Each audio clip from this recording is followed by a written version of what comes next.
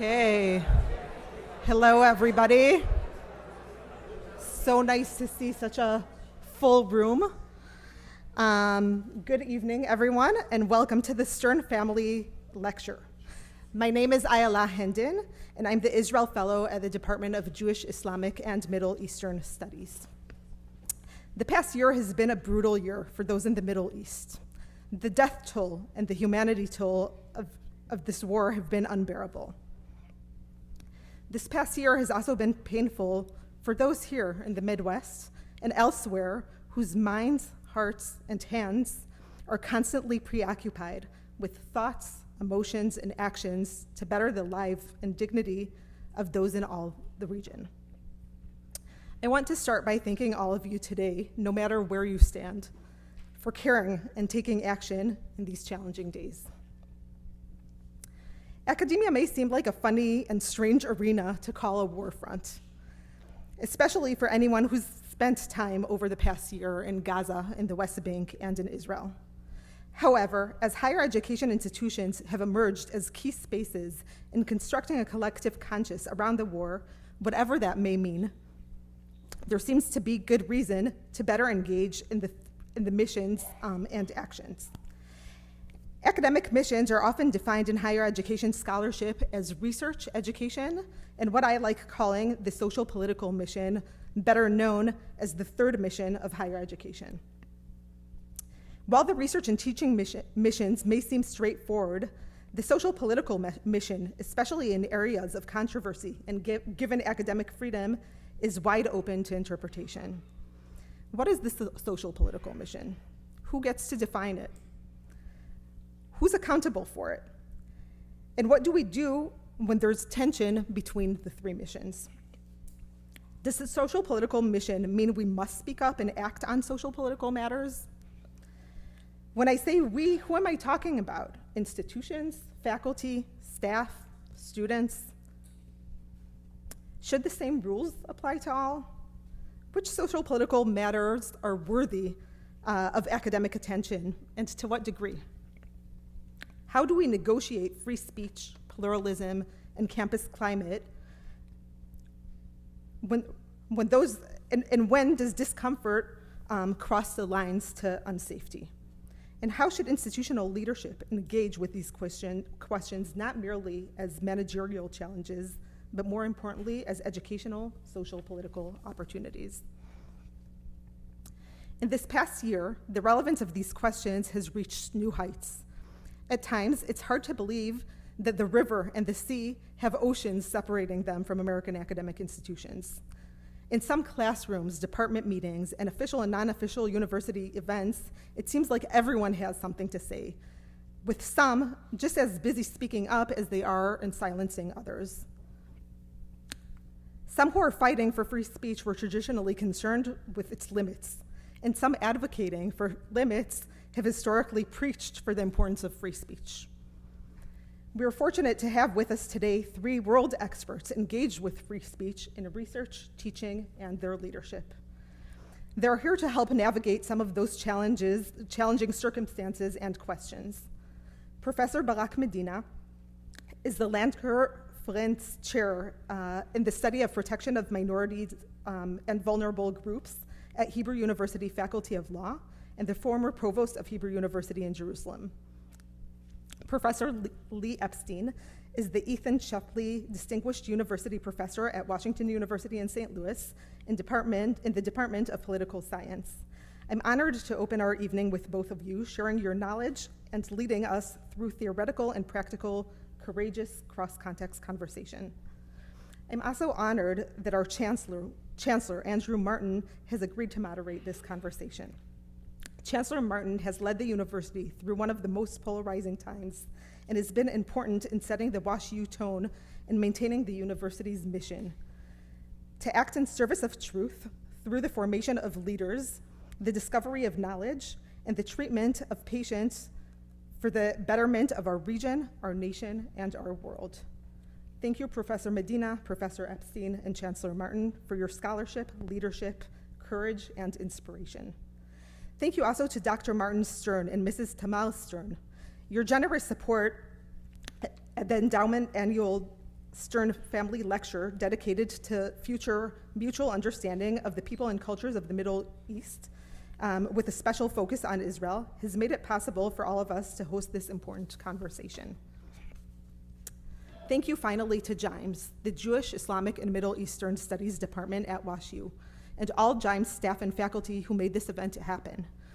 This event, a cross-context conversation on the role and implications of free speech in academia in the context of this current war, will hopefully reflect the department's mission to foster cross-cultural academic exchange that highlights the shared experience and mutual influences of the different Middle Eastern civilizations, while emphasizing context, nuance, and exhibiting academic integrity in the service of our shared humanity. I want to take this opportunity to invite you all to one more JIMES event next Thursday at 5:30, celebrating Professor Jonathan Judekin's new book, Critical Theories of Anti-Semitism. Professor Judekin will engage in dialogue with colleagues exploring the complex issues of anti-Semitism and Judophobia, critical theories, and their contemporary relevance. With these opening remarks, let me call Professor Medina, Professor Epstein to the stage, and hand the mic to Chancellor Martin, who will lead us in this conversation. Thank you. Great. Thank you so much for that introduction.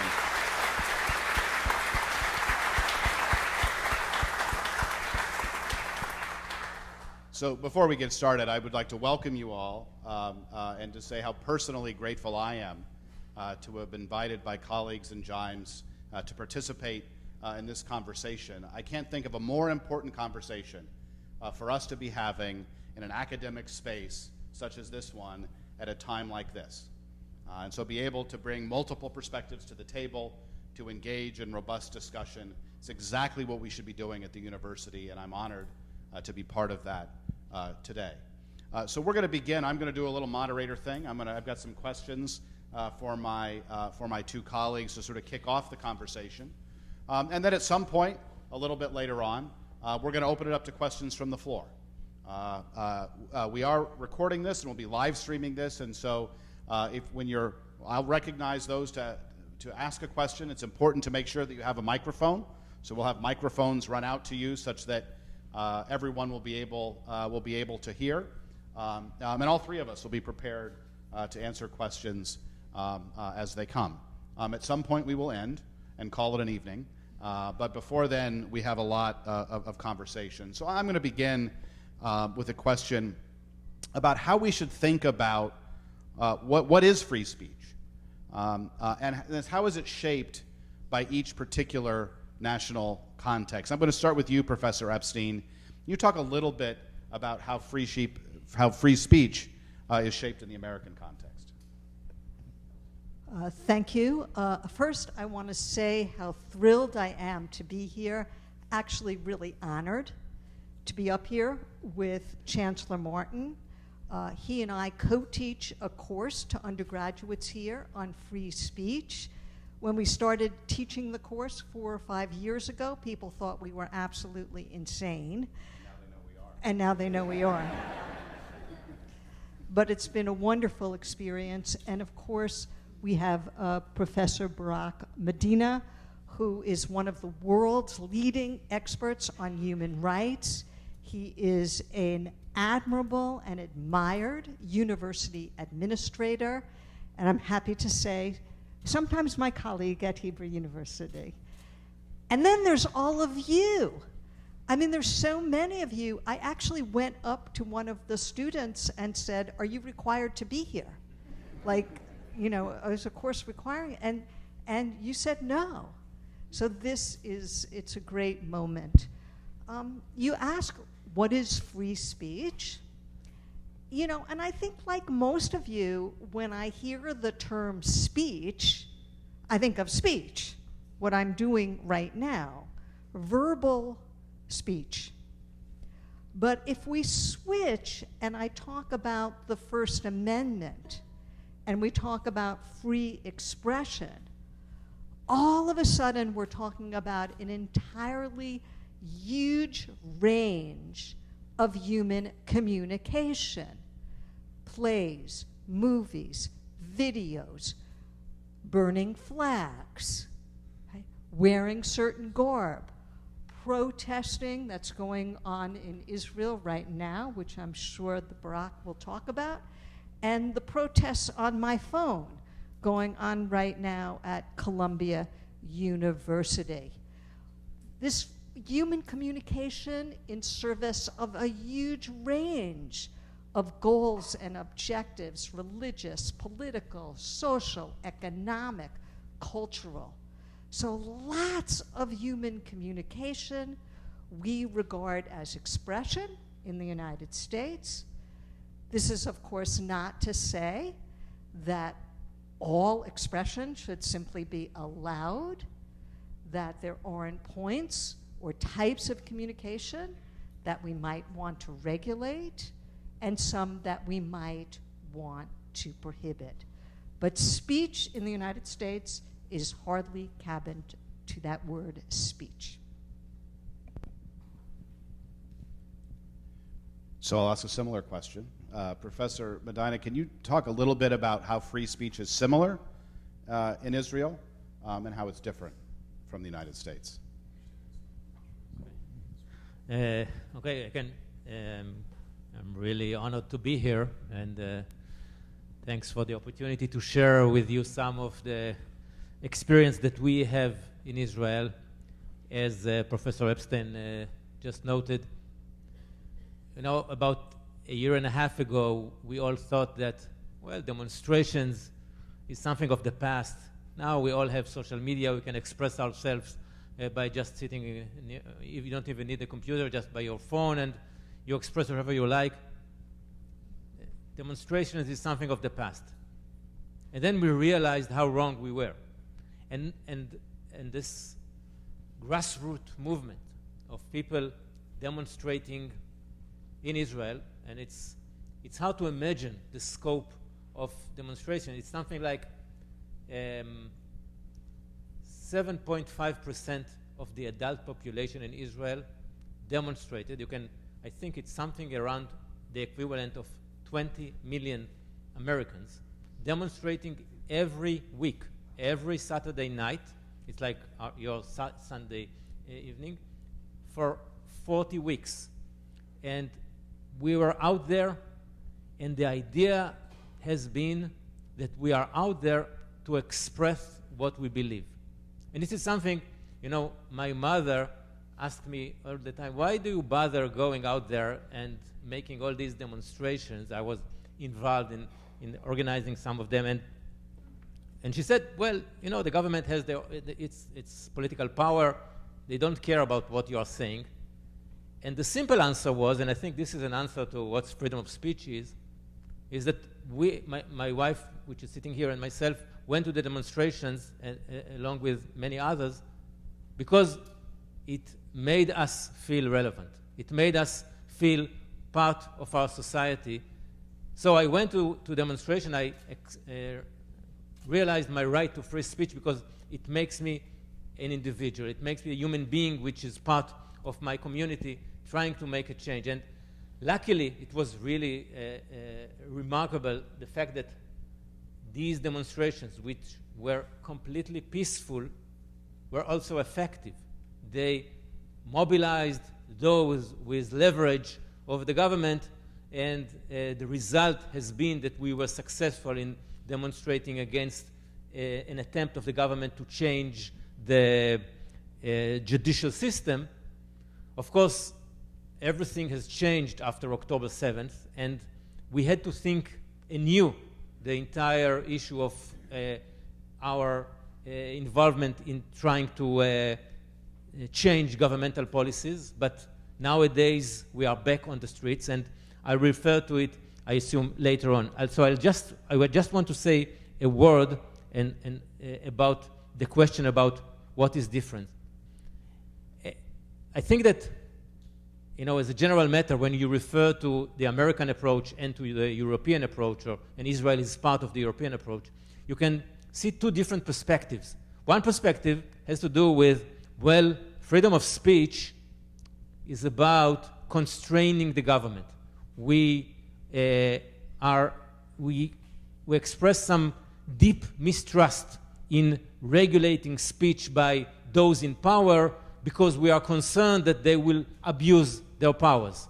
They prevent criticism against themselves. They would prevent those who advocate against the ideology that they believe in. And therefore, the American perspective focuses on the idea that you can curtail speech only if there is some imminent risk that people will act upon this incitement and cause some bodily harm. And the European approach is somewhat different. There is this idea of we trust the government. We believe that human rights are about the duty, not only the power, but the duty of government to act in order to protect individuals, to make sure that each of us has its own human dignity protected and not left to the powers of the market or something like that. And I think you can identify this approach by looking at, and sorry for the legalistic approach, at Article 20 of the International Convention of Civil and Political Rights. This convention, it's a UN convention, almost 200 countries ratified it. The United States made a reservation regarding this article, but this article represents the idea of what free speech is, and it says any advocacy of national, racial, or religious hatred that constitutes incitement to discrimination, hostility, or violence shall be prohibited by law. Notice that any advocacy of national hatred that constitutes incitement to discrimination is not only permissible to be prohibited. States are required, it is their duty, according to this Human Rights Convention, to prohibit this kind of speech. And this is, of course, creates all kinds of difficulties. I believe that you cannot find some kind of a textbook solution, one right solution to every case. You must take into account the history. I believe that there is an issue of path dependence. The American experience is that of abuse of power by government in terms of, in context of abusing its power in preventing speech. The Europeans have their experience of the outcomes of propaganda, of incitement to racism and things like that, and then they prefer a different view. But these, I think, encapsulate the issue of how we address free speech in the different perspectives.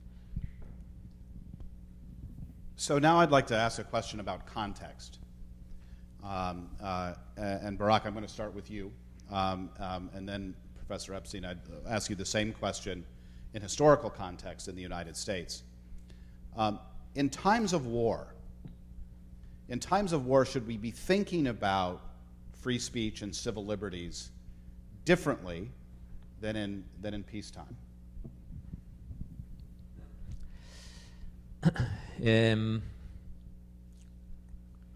I believe that, and I'll say a word about our own experience in this respect, because we are in a war, as you all know, in Israel.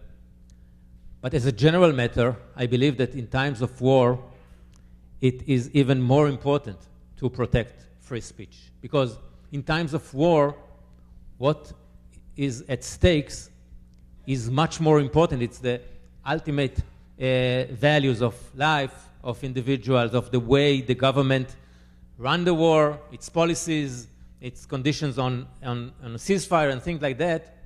And in times of war, there is the greatest risk of the government trying to prevent people from expressing their views. But this is a too simple answer.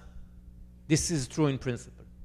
In reality, we see that, at least in a society like ours, in times of war, there is greater risk of incitement, of the result of incitement. Because, at least in the Israeli society, maybe not all of the people here are familiar with this. You know, in Israel, or in the entire land between the river and the sea, two people live, and the two peoples are the Jewish people and the Palestinian people. Within the state of Israel, about 20% of the population of the state of Israel are Palestinians, Arab Palestinians. And they are somewhere in between. They can serve as a bridge between the Jewish community and the Palestinians that are outside of the state of Israel, but sometimes they can be referred to by some as a fifth column, as someone that cannot be trusted. And there is a greater risk in times of war from internal struggle and internal tensions that create this tendency by governments to let's avoid the risk of, if those who call for, present their support or understanding of terror attacks on one hand, or those who call for annihilation of the enemy or something like that on the other hand, these tensions, these calls create greater risk, and there is this tendency to limit speech. And I believe that in times of war, the risk of unjustifiable limiting speech is so high, mainly when the government is on one side of the debate. It's not an impartial arbitrator about speech, but it represents one view. The protection of speech should be much stricter than in times of peace. So, Lee, what about the U.S. context?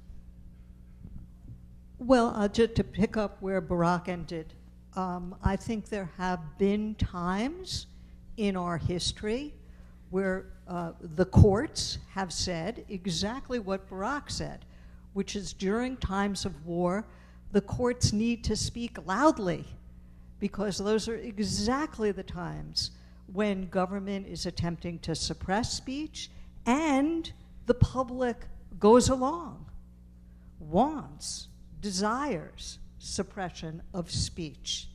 Right? But there have been times in our history where the court has said, well, this is war, this is national emergency, and the courts and the law should be silent. Let the leaders conduct the war. It was said in a different context, but it reflects that thinking, which is our Constitution is not a suicide pact. So we've always had this debate during times of war in the United States about how to balance personal liberty, like speech, against community safety. Okay, so that's kind of on the descriptive side. What about on the empirical side? What do data tell us about the way judges behave during times of war? The data tell us that they are more inclined to suppress speech. And they're pretty stark. Now, why that would be the case? Anyone's guess. Maybe it's judges are like the people. They're nervous about dissident speech, and they'd like to see it suppressed. Maybe judges are worried about public opinion and their own standing. Or maybe it's that they defer to the comparative expertise of leaders to conduct the war. But that's the reality in this country. So let me ask a theoretical question, and Lee, I'll start with you. In any democratic society, there are a constellation of values that have to be balanced at any given point of time. Right? Free speech is one of those values, but there are many others. From a theoretical perspective, how should we be thinking about that balance? And what are the implications of that thinking in terms of various policy choices that we make? Oh, I wish I knew. But I'm glad to have the question. It's easier to ask the question. Yes, it is. I'm going to be brief because I really want to hear Barak's thinking on this topic. In part because, you're talking about balancing, and I'm glad you asked the question, but Barak made a great point. We don't really do a lot of balancing when it comes to speech. There are certain categories of speech that are prohibited or particularly regulated. You hit the most important one, speech that incites imminent illegal activity. But lots of times when we're talking about regulating speech, say we want to regulate, government wants to regulate the content of speech. Well, the courts will say, well, what's your interest here? What compelling interest do you have that's so necessary to regulate content? And it's very hard for the government to come up with a good reason. So we don't do that kind of balancing much that you are talking about, which in some ways is kind of odd. We talked about the balance between order and liberty. But if you look at public opinion surveys, Americans value equality and privacy as much as they value free speech. This is something that we teach to our students. So how should those be taken into account? And I'm very interested to hear what Barak has to say. Thanks. I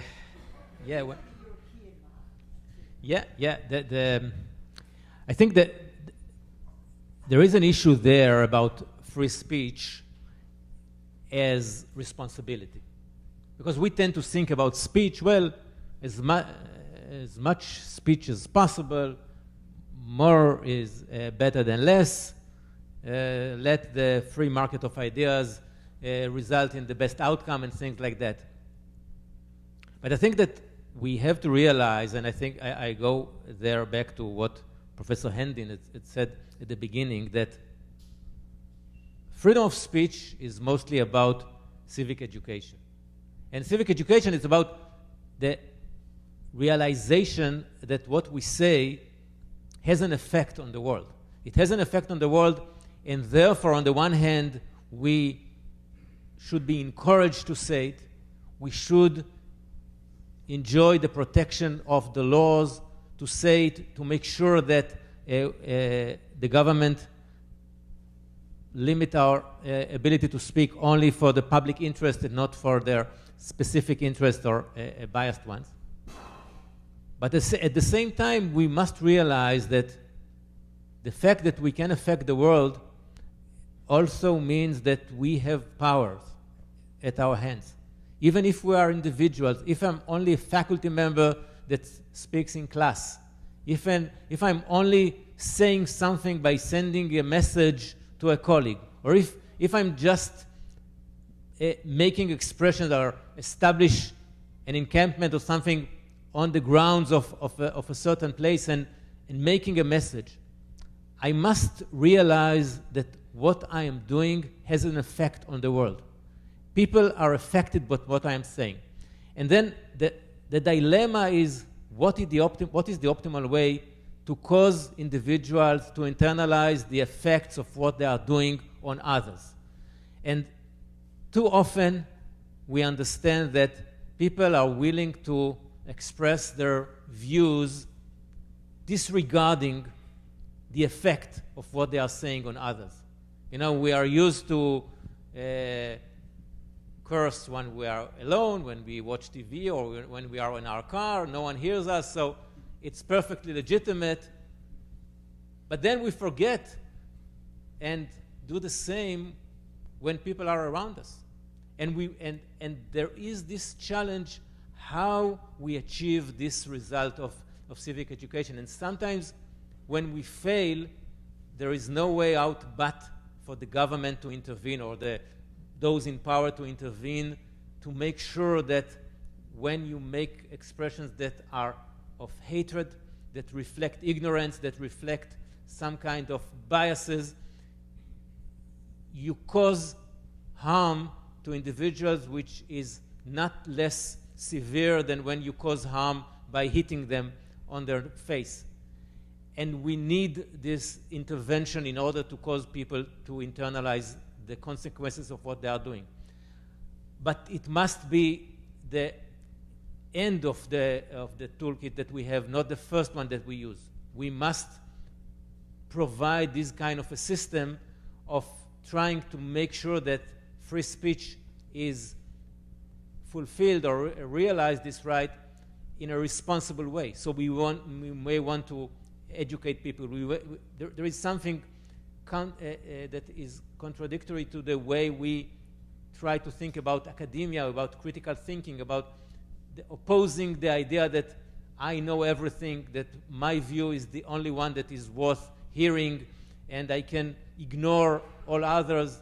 The one who is just the one that can shout louder or can occupy a greater territory or is more powerful in organizing a larger group or things like that. This is all counter to the way we used to think, we want to use to think that academia is all about. And this is why we have a responsibility when we realize the right to free speech, mainly in the context of academia. So as Professor Epstein mentioned, she and I teach a course every spring called Free Speech on Campus to our undergraduate students. Good to see some former students here with us this evening. One of the things we do in that class is we teach cases. We found we don't teach easy cases, we teach hard cases. Cases where freedom of speech come in direct conflict with other values. And we work with our students to think through various approaches to those cases. So I'm going to ask each of you to give an example of a case, whenever you'd like, before October 7th, after October 7th, contemporary, or sometime in the past. Give an example of a sort of a difficult free speech case, a situation where educational institutions in particular have had to wrestle with big challenges. And you've got a whole list of them, so I'll start with you. Yes, I wrote down 6. And they're all before October 7th. Right?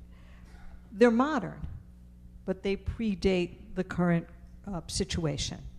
1, how to handle white supremacist speakers who want to speak on campus. 2, what to do about graduation speakers who don't deliver a pre-approved speech, but rather deliver a highly politicized speech. What about professors who refuse to write letters of recommendation for students who want to study abroad because they don't like the policies of the country where the student wants to study? These have all happened recently. Universities rescinding offers of admission because of social media postings on the part of students. Students who talk down, heckle, invited speakers to campus to the point where the speaker leaves. And, well, what about the professors who refuse to refer to a student using the student's self-asserted gender identity in the name of free speech? All have happened. Those are 6. Andrew and I think, have taught maybe 15 or 20 over the years. Very hard cases. Barak. I thought we should give the answers, not only the questions. But We'll save the answers for later. I can give examples and describe the way it was handled in Israel without arguing that this is the right way. Well, it's somewhat similar to what Lee has mentioned. It was before October 7th, we had a demonstration in campus at the Hebrew University of Jerusalem. And there, 2 groups of demonstrators were standing next to each other. One, mostly Arab Palestinian students, and several Jewish students that identified with their views. And on the other side, right-wing Jewish students. And they were shouting at each other. I cannot say that they were expressing views. One group suggested that at the other group, all Zionists should be thrown out of this country. This country belongs to us. You are invaders here. And the other group shouted at the other one, well, you are all terrorists. You should go to Gaza. And of course, a few minutes after that, students from both groups rushed into my office, complaining at the other. Of course, they are perfectly fine. It's just the other who should be disciplined. And to add complications there, and I think it's relevant to what's going on in the United States nowadays, a few minutes later, I received a phone call from the Minister of Education at the time. He later became Prime Minister of Israel. And he, I would say, shouted at me, how come the Hebrew University allows students to call Zionists to go away and things like that? You should dismiss all these students from the Hebrew University. We are a public university. We depend on budgets that come from the government. To his credit, he did not threaten to deny funding, but there was this hidden threat there. And we thought, what is the right answer? And again, this is not really free speech. They were not expressing views. They were just shouting at each other without listening. The Palestinian group, they even made their chants in Arabic, and most of the Jewish students did not even understand what they are saying. So it was just a dialogue of death of people that do not hear each other. They are talking just for themselves, not to be heard. But yet, there is an issue. How do you respond? And the solution that we chose at the time, and again, this relates to completely different set of circumstances than the one that is relevant here, and I'll say just a word about that. The solution that we chose was an educational one. Because, when you address the calls of minority group, like the Palestinians, you must take into account the fact that you, as administrator, as I said, is not impartial. You represent one group in the debate. When they say Zionists out, they refer to you as well. We, the administrators, are all Zionists. It's not preconditioned to say, well, not all of us, but most of us. So there is this risk that we would act based on our opposition to the ideology that they are expressing.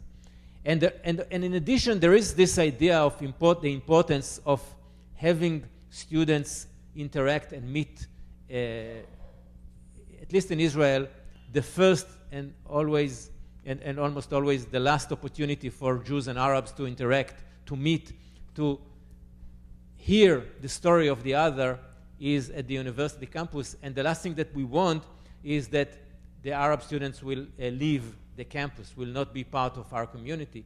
And this is a risk that is there when you take these kind of measures. And therefore, we decided that we will hold meetings. I invited the leaders of that group and try to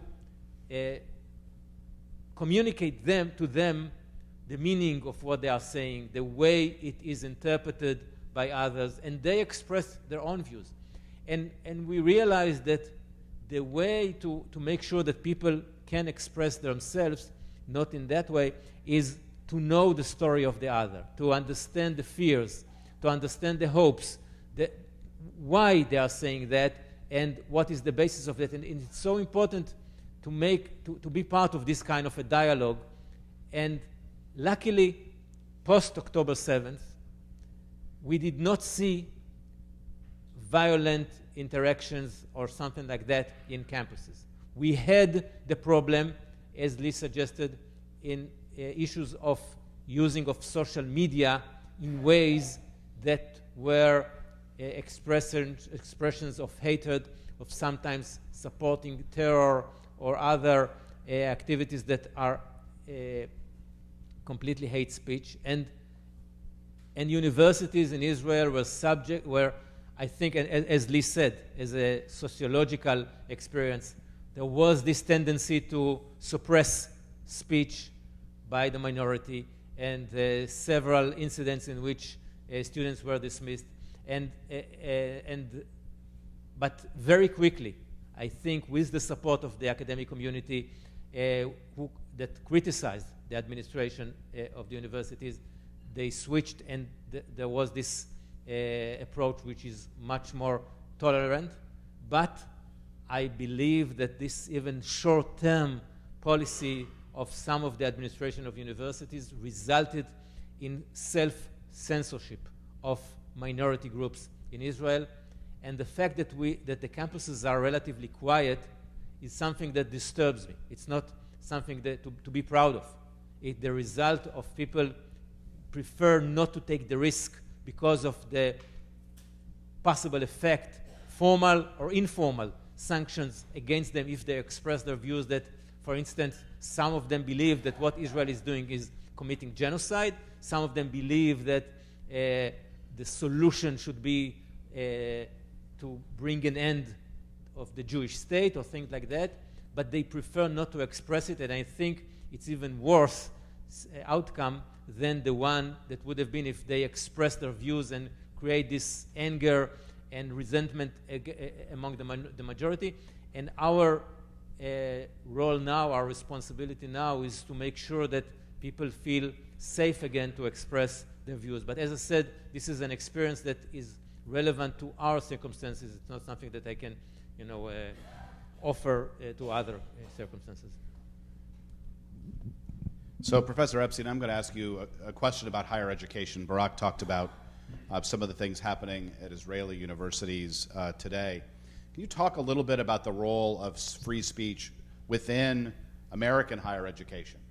Particularly when we focus on education and research and our role as leading institutions in civil society. How can this moment enable higher education to be in even greater sync with our mission? I think I'll ask you that question.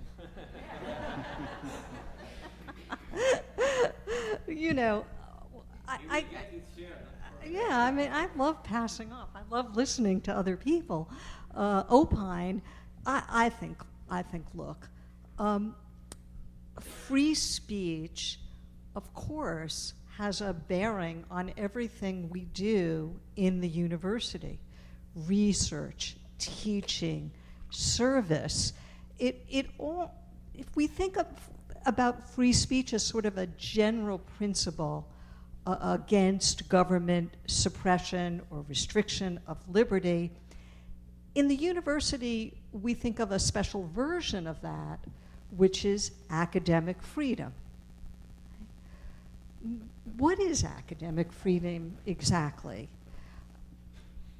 People vehemently disagree over the meaning of that term, but I think as a general idea, it's about producing and disseminating expert knowledge.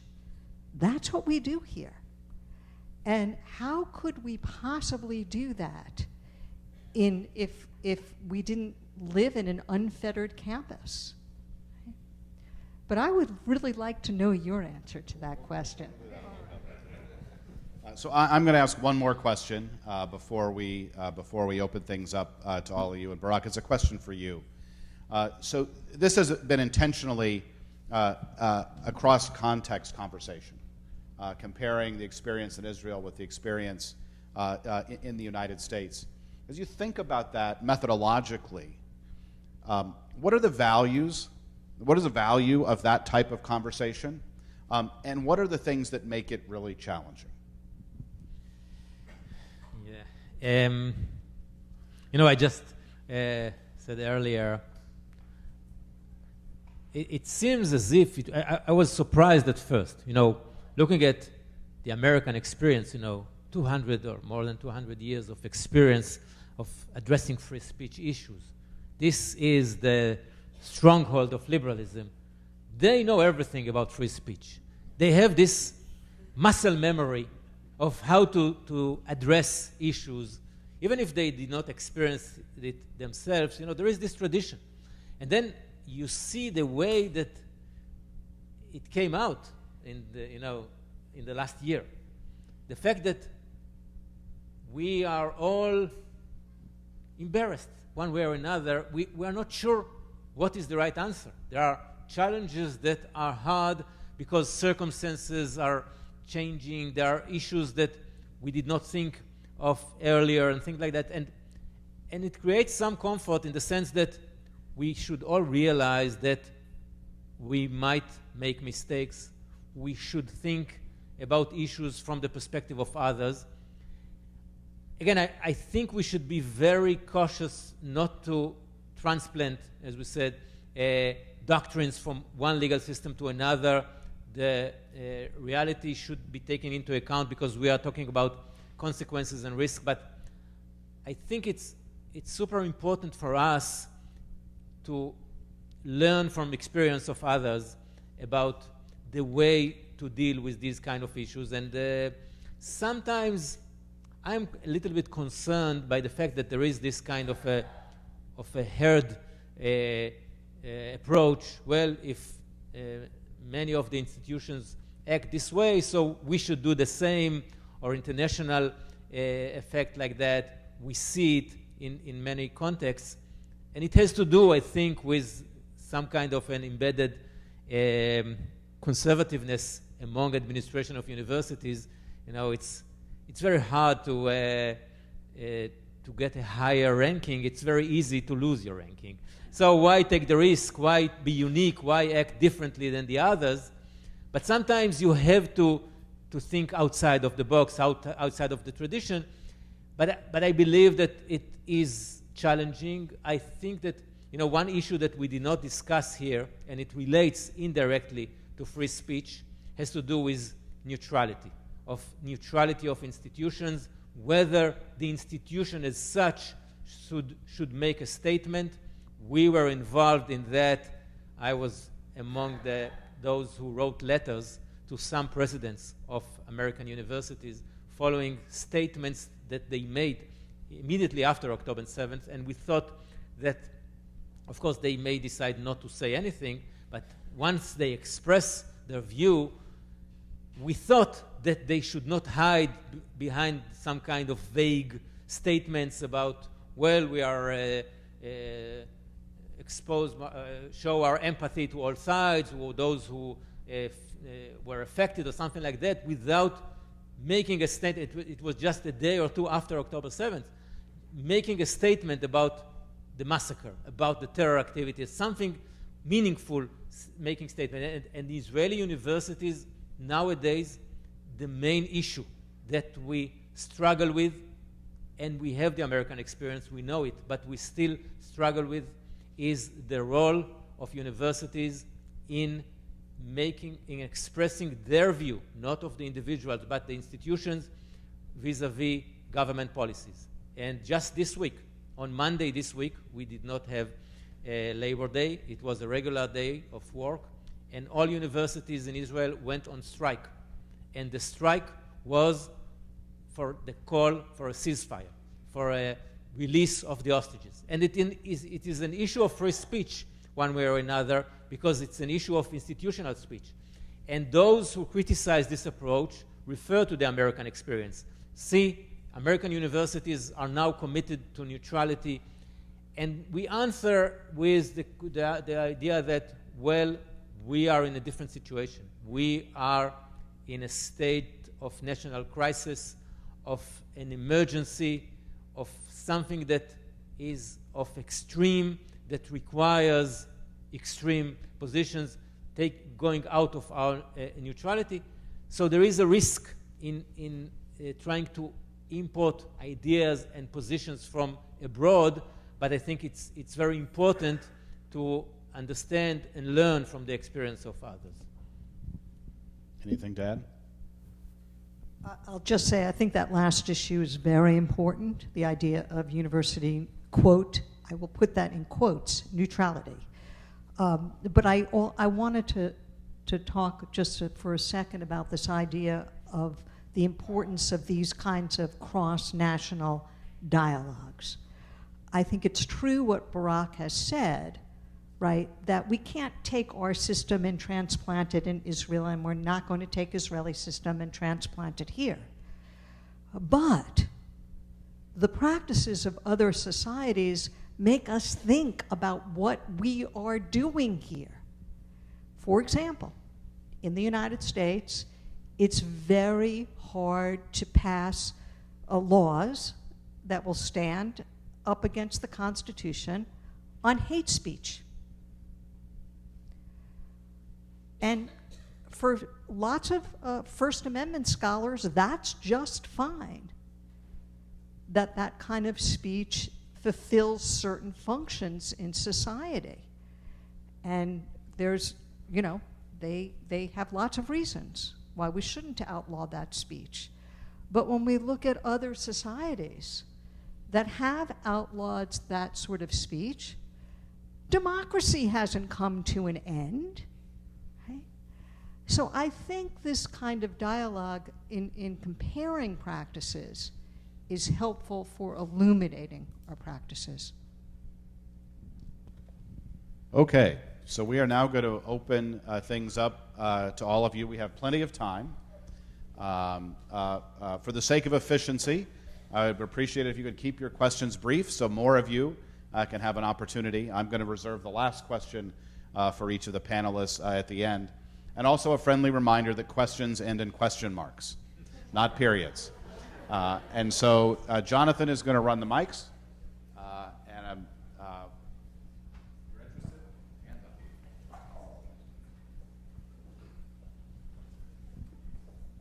Okay.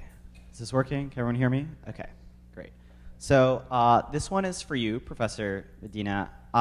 So you said earlier something I found really interesting, which is that you saw the relative silence at Hebrew University and other Israeli universities as sort of an indicator that something was wrong with the university culture and that students should be encouraged to speak their minds and protest.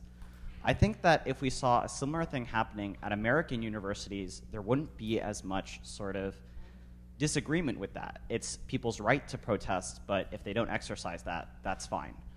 Do you think that part of this reason is based in the fact that the American culture is much more rights-based and the European culture is much more sort of about civic duty? And do you think that we could learn here in America from these different European values? Well, I'm not in the position to give advice what the Americans should do, but I think we should distinguish here between two issues because there is a concern about the willingness of the minority in Israel to express their views. People from the majority are out there in the streets. There is no silence at all. And of course, they are from the majority in terms of Jews and Arabs, but they are in the opposition to the government. And they are out there in the street often breaking the law because they block the streets and they are arrested and they are willing to take this burden upon themselves for the benefit of society. But again, as I said, this is a development of the last year and a half. It has to do with the stakes that are at hand. Our democracy was at risk because, at least from the perspective of some, because of this plan of the government, and now during the war with all these issues. I don't think that in the US the stakes are that high. Of course, one would have her own political views about the prospects of the coming elections, but at least from what we know nowadays, I'm not sure that we should expect students to go out there and express their views just for the sake of expressing their views. I would rather them be educating themselves about relevant issues around the world, and this is of course of importance, but it not necessarily should be translated into demonstrations or of course non-peaceful demonstrations and things like that.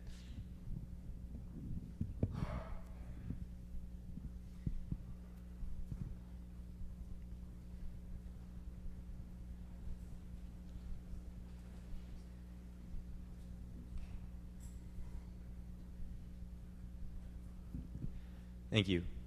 So I think this was mentioned earlier, but how do you think about and how do you think we should, in general, think about the role reversal of American liberals and conservatives surrounding free speech? In general, how liberals used to be in favor of restricting free speech to protect minorities, and now they feel the opposite way around the Israel-Palestine issue, and conservatives used to be in favor of allowing all speech, even potentially offensive and hateful speech, and now in many cases feel that there should be censorship. So I can answer that question. We actually spend some time in our course teaching some of the social science. And the social science is pretty clear. Many of us would like to stand on the stage and profess free speech is the paramount value. But it turns out when you put us in scenarios where you vary who the speaker is, people value free speech differently depending on who the speaker is. It's not surprising, right? And so I think many of the arguments in the public sphere today about free speech are actually instrumental arguments about a particular political purpose. Professor Epstein actually referred to some of the literature that looks at how judges behave differently on free speech issues in times of war versus times of peace. We also know, particularly for the U.S. Supreme Court, but we see it in other courts as well, that we see the same differences in judicial behavior depending on the identity of the speaker. I mean, interestingly, some of the most important free speech cases that were brought 20, 30 years ago were brought by very conservative speakers in order to try to get the conservative majority on the court to try to get to a particular outcome. All that to say is that everyone's view on free speech, whether we're talking about the mass public or whether we're talking about political elites, is colored to some extent based on their political perspective. I think I would only add that free speech, like many other things in America, is a casualty of our politics and our polarization. And it has increased that division to which you referenced.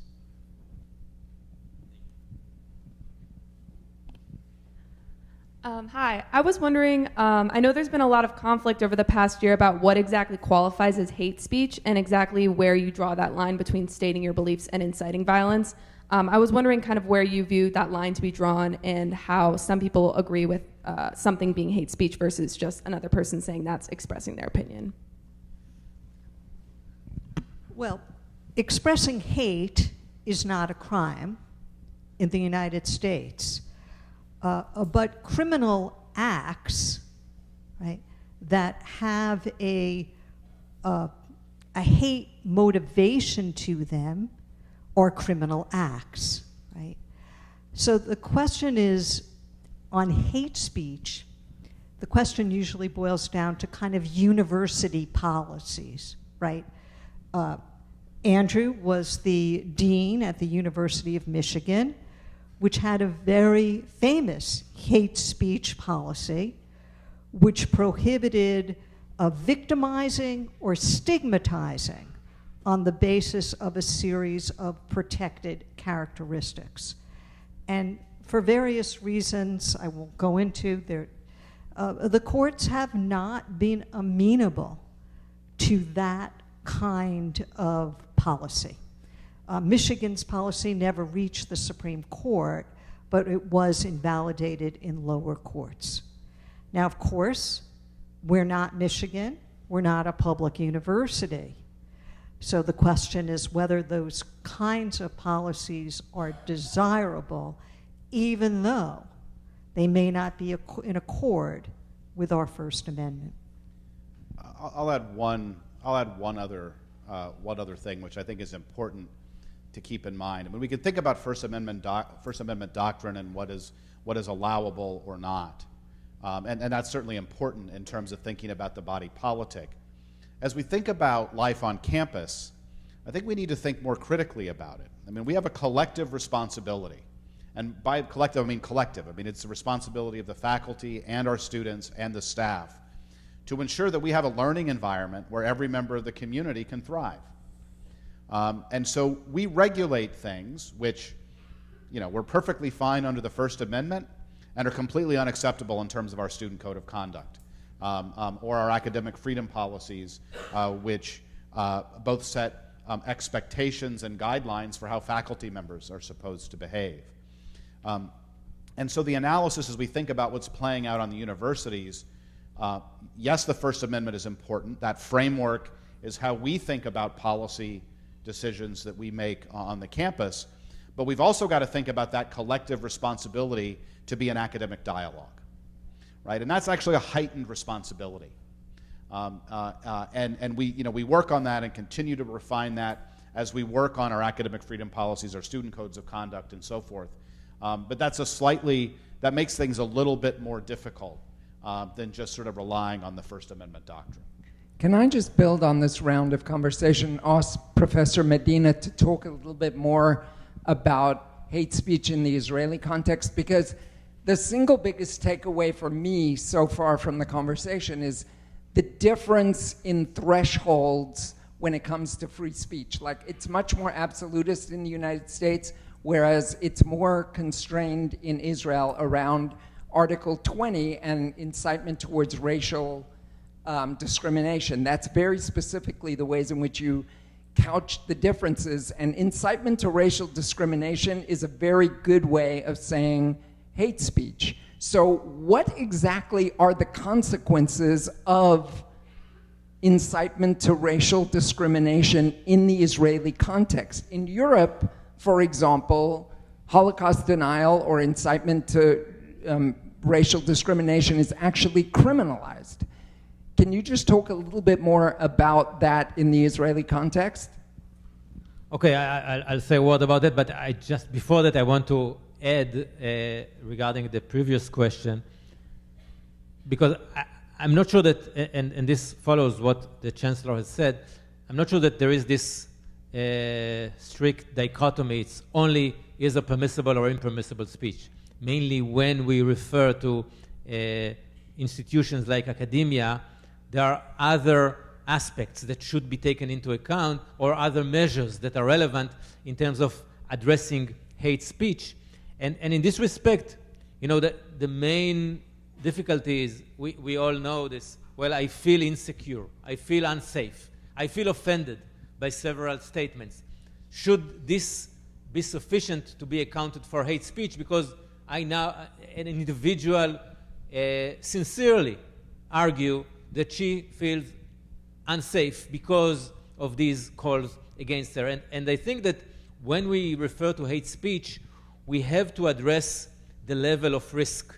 The level of risk not only to bodily harm, but the level of risk to the human dignity of individuals to which the speech is referred to, and issues like that. And as Professor Epstein has said, there is this issue there about the concern of abuse of power, whether we are concerned about the fact that we cannot define in laws what hate speech should be, what types of speech should be considered hate or not, and unprotected speech and things like that, whether it should bother us or not. And I agree that when we refer to criminal sanctions and to government, things like that, this is something that should bother us, and I'll say a word about that referring to the second question. But in terms of academic institutions, I think this is something that we should accommodate and take into account the fact that we are not talking about criminal sanctions, and that there are other measures to be taken, educational measures and things like that. As for the question about Israeli law is something of an hybrid between the two systems in issues that are not incitement to racism. We actually employ the American approach, the Brandenburg v. Ohio and things like that, in the sense that you have to show that the specific expression creates a sufficiently high degree of risk, taking into account the concrete circumstances, who the speaker is, what his or her influence on the relevant crowd, what is the content of there, and things like that. But you must demonstrate, in order to prohibit this speech or to sanction it, that it creates a specifically very highly likely risk of bodily harm. And as it is often said, it is strict in theory, fatal in fact. It's very hard to criminalize these kind of statements. However, there is this exception which is based on the European experience, and this exception has to do with incitement to racism. It was the result of an increase in the support in the 80s of a group of radical right-wing Jewish groups of Jewish supremacy that called for hatred, of discriminating, of expelling Arabs from the country. And the shock from this kind of a movement resulted in enacting this law that says it is absolutely prohibited to express this, incitement to racism regardless of the risk. You don't have to evaluate the specific risk of what I am saying. It doesn't matter whether I have some influence on the crowd or whatever other circumstances are there. This is an absolute prohibition. The problem is, and this relates back to what Professor Epstein said about the experience in Michigan, the problem is that the definition of what should be part of this aspect of unprotected speech was not well defined. What should count as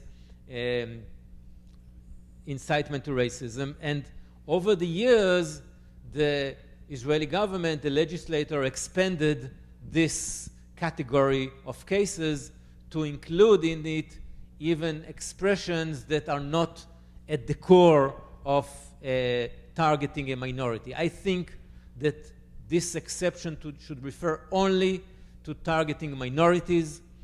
And of course, the definition, what counts as minority is political one, is based on the circumstances, but it should not refer to criticism against majority in our society. There was a debate in the Israeli Supreme Court. Those of you who know Chief Justice Aaron Barak, he usually was in the minority. His positions were the ones that at the end of the day were implemented. But in this specific context, he was left in minority. He was a dissenting minority. He thought that the American experience is better. It teaches us that if we cannot draw clear lines about what the exception refers to, we had better avoid making these kind of exceptions and make an inquiry on each specific case what the level of risk is. But as I said, this is not the prevailing approach. The prevailing approach is that when something is categorized as incitement to racism, it is absolutely prohibited and it's subject to criminal sanctions.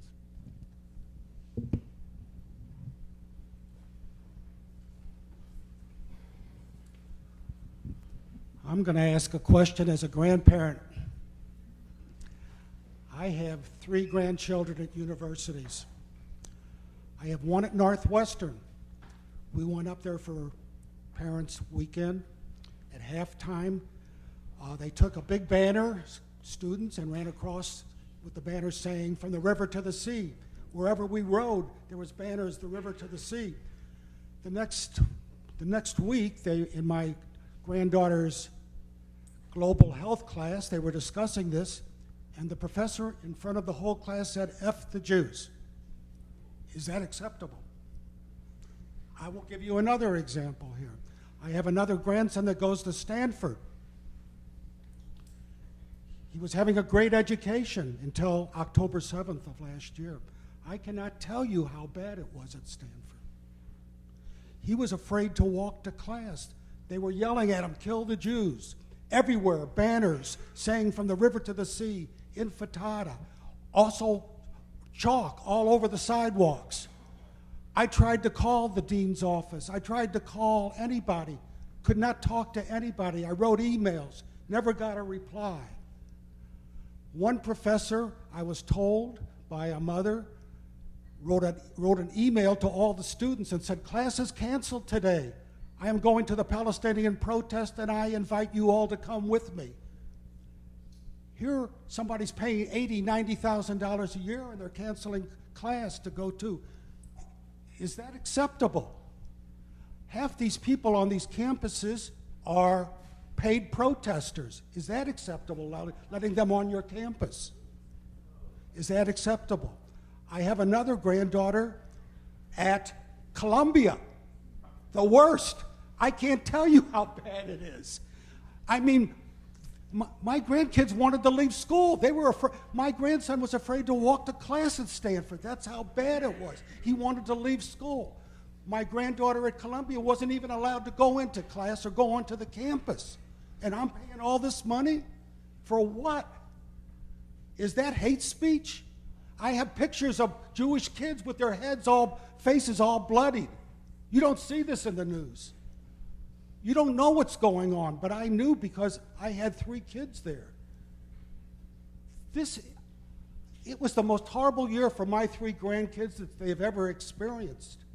And should this be allowed on any campus? So I think I'm very sorry to hear about your experience. You and I have had the opportunity to speak about this in the past. Universities have a responsibility to provide an environment where students can learn, faculty can write and think. And sometimes that means our students and our faculty are going to be put in uncomfortable situations.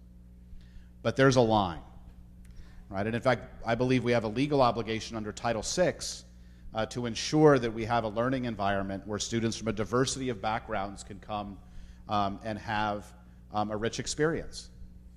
And so anything that gets in the way of that, I mean, some of the things that you've shared are completely unacceptable, simply put. And it requires an institution to step up and say, this is not who we are, this is not what we stand for. That's what I tried to accomplish here last academic year, not always successfully. I also think, though, that responsibility belongs not just to the chancellor or to the administration. I think the responsibility belongs to every single member of the academic community. And I'll say that I'm proud of the ways that this community has pulled together through some very, very difficult times. We have a lot more work to do collectively, but we all have a responsibility to stand up and ensure that every one of our students is able to live up to their full potential. Thank you very much. I have a question. We talk a lot today about the society as a whole, but let's just look at the granular approach, and the society is actually made from a group of people, different people, and let's say, for example, the army, can they experience the same freedom of speech as other groups? Can they actually discuss this kind of things, or they're more regulated? Same thing with the government people, same people, let's say physicians. They're also not available, they cannot really express what they think really, because this is not their jobs, what they do. Similar things now we're going down to every slice of the society. What do you think about how that's going to be handled? Why one parts of the society have this rights and another parts obviously don't have?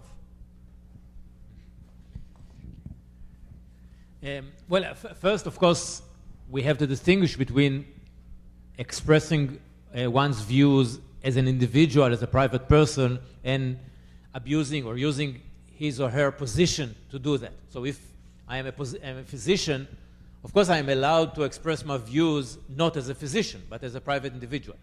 I assume that you refer to the issue of when it is legitimate to express your views as part of your position, as part of your social role, so to speak.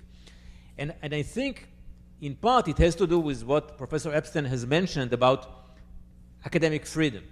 There are certain positions in society in which society empowers certain office holders or position holders to serve society, to improve the public discourse, to make sure that views that are based on knowledge, on research, on rational thinking are expressed. And of course, if a professor abuses this power, saying F the Jews or something like that, this is something that is completely unjustifiable, and it's abusing this privilege that certain professions have. But I think that the idea is that we as a society would like to privilege specific positions, not because their views are more important, but because they are trained and they have the capacity to enlighten, in a way, our society with their views, whereas certain professions, there is greater importance of discipline, of maintaining hierarchy or things like that. So in general, I think as an individual, we should all have equal freedom of speech, but in terms of using our position, it may justify making a difference. So we have time for 2 more questions. The first question is going to be from our student right here in the front who's had his hand up. And then Jonathan, you're going to find our final question, and then I'll close things out by asking a question of our 2 panelists. All right, so I have a question for Professor Medina. Kind of going back to your example of whenever you had 2 mobs that were very polarized, yelling hate speech at each other, probably threatening each other as well. The university took an approach of more reform and education. What is your thoughts on American universities that take more stricter measurements or instead of reform? Again, I'm not here to give advice. I'll just say I'm not sure that you are right in presenting it as stricter. Because American universities, as far as I understand it, address time and place and manner types of demonstrations. So they do not refer to content of the speech. They do not regulate speech based on content. And sometimes people criticize, we heard some criticism about that they should address these issues, should be stricter in terms of addressing content. So, as I said, in Israel, we are less concerned with time, place, and manner issues. They are somehow less relevant. It's not, and we had to tackle issues of content.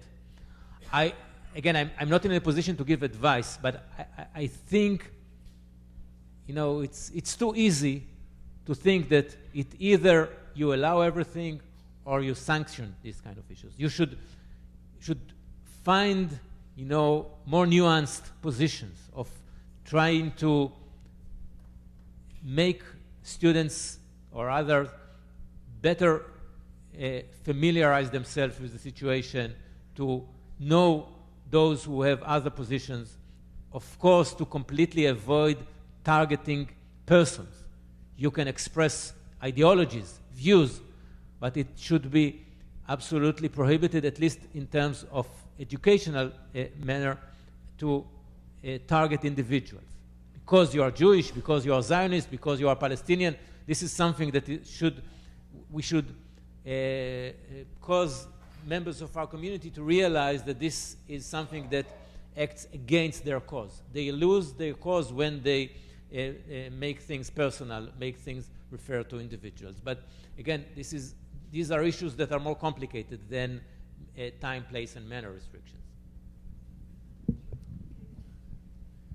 One more question? Okay, yeah. So my question was in regards to the European experience. I noticed that these starkly prohibitive policies, they tend to ignore civil society, or in some cases they even privilege state power over the role of civil society. So I wanted to ask just a general question for everyone in the panel, how can we think of civil society as offering new horizons for expanding free speech and allowing civil society to truly serve as a counterpart instead of just a handmaiden to state power?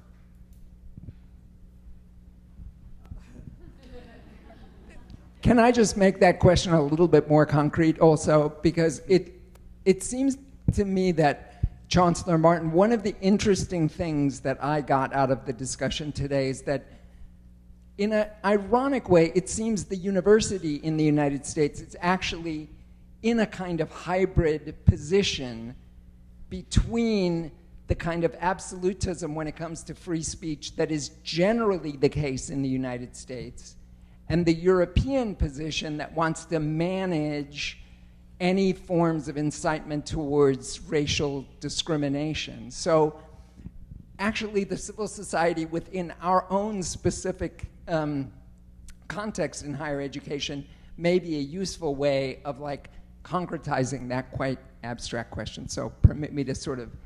No, I think that that's right, and I think actually that reframing actually answers the question. And it gets back to what I was talking about a little bit earlier. I mean, this is about our collective responsibility, right? And so what is the nature of that collective responsibility? I think that an important component of that responsibility is to ensure that all voices are heard. Okay, so not all ideas are expressed, but voices are heard. In other words, that we're all paying attention and we're authentically listening to folks, including people that we may not agree with. And so if there are things that are happening at the university that are keeping certain voices from being heard, that's an institutional problem, and that's something that we should work on together. I also think, as we think about what we're doing at universities, we need to model authentic dialogue. Certainly not yelling hate speech across a public square, but also not practicing cancel culture or shunning individuals who we may not understand or we may not have shared values. If we can't be the place for rigorous debate where evidence and reason prevails, I think we should be pretty bearish on democracy, right? We've got to nail that. Because if we don't nail that on a university campus, it's not going to be nailed anyplace else in society. So I'm going to ask the final question of our two panelists before we close things out. This is a very fraught time in Israel, in the United States, in many other places across the globe. And it's also been a really fraught time on university campuses here in the United States and elsewhere. So as we sit here this evening about to depart on this beautiful, cool evening, finally, here in St. Louis, can you offer one thought that leaves us some hope, a hope for the future?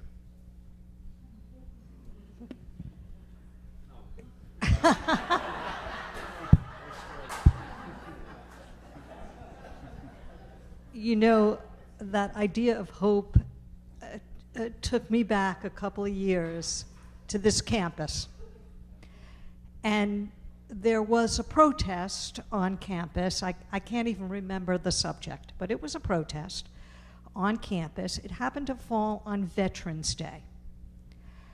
And we had some veterans on campus that day, and there was some nervousness as to what these esteemed veterans would think about this protest on campus. And it turned out we worried for naught. Because what did the veterans say? That's why we fought the war, so that the students would have space to express their views. Yes, as a community, we have to decide what those limits are so that our students feel safe, what those limits are to advance our educational mission, but that's the value of democracy, and that's why so many people, have risked their lives for it. Yeah, I can share with you a short story. I'm not sure it's optimistic, but it's a real one at least. I taught for 3 years a course jointly with a Palestinian colleague. And we taught issues that are relevant to the conflict. We educate each other and the students about issues of the Arab-Israeli conflict, or situation as we call it. We didn't want to target it or label it as conflict. And, you know, I am not at the center, I would say. I'm leaning to the left in Israel, and I am not sure that I can represent the majority of the Jewish community. And he is a moderate Palestinian. Again, he probably does not represent the positions of all Palestinians in Israel, in the region. But even us, the two moderates, could not reach an agreement. We tried. We had this thought experiment in classes and with students. And we ended up disagreeing on very fundamental issues, even about the narratives, the story, what happened, what is their just solution, and things like that. So we strongly disagree, and we continue to strongly disagree on issues. Of course, it was before October 7th. It is even more than that now. We strongly disagree.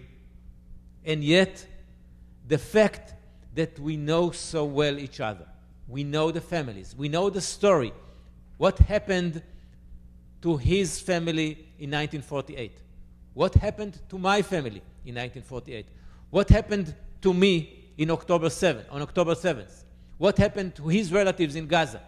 I know him, and I know his story, and he knows my story. And we are able to continue communicate, to continue to educate each other. I shape my views based on what I learned from him, and he shapes his views from me. And again, it's not an easy solution. It's quite depressing to understand that even us, who do not represent the two peoples, would not be able to reach an agreement about the solution to this terrible conflict. I hope that some other leaders will be wiser and more willing to compromise than us, and there will be a solution. But this is in a way troubling. But yet, the fact that we were able to establish this type of relations is a source of hope.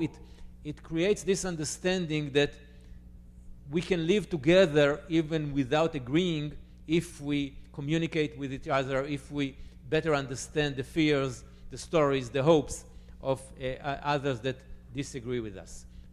So this is my somewhat optimistic. Thank you. Well, thank you all for being with us at the Stern Lecture this evening. This was a really wonderful conversation. Professor Medina, Professor Epstein, thank you both for being here, and thank you all for being with us here this evening. Have a good night.